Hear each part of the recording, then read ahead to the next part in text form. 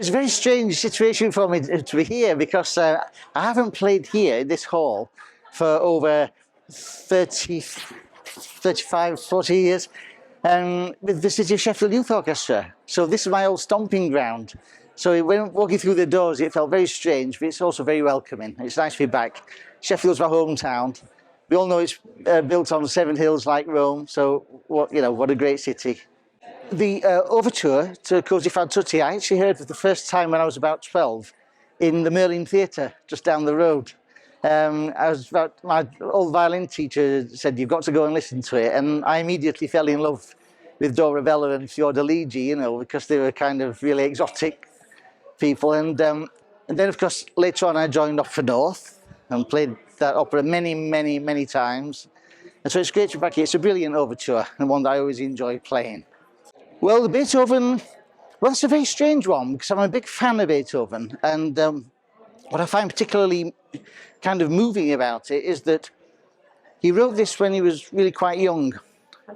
I think he wrote this around 1800, something like that, 1801, 1802, 1802, okay.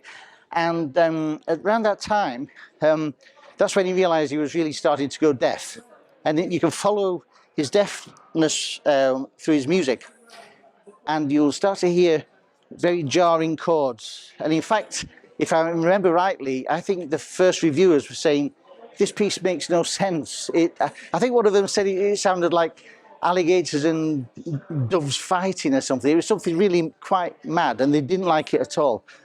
Of course, to our ears, it's magical, but hearing these accents coming through, which is so typical of Beethoven, it's also quite touching, because that's when he was starting to break the piano strings because he couldn't hear. And as his deafness progressed, of course, he had people knocking on the door, and he couldn't hear them knocking on the door, and then they'd open the door wide and say, "He's here, and we don't want to make him jump."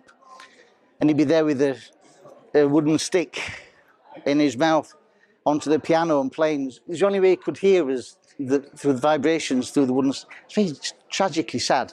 But you don't hear that really. That sadness is still full of the joys of spring as a young man, but at the same time, you will start to hear these accents. I've not actually played the Schumann that many times. It is gaining in popularity, but it's a great piece. There is a funny story I've got about it, but it's too long for now. You'll have to come and speak to me in the interval.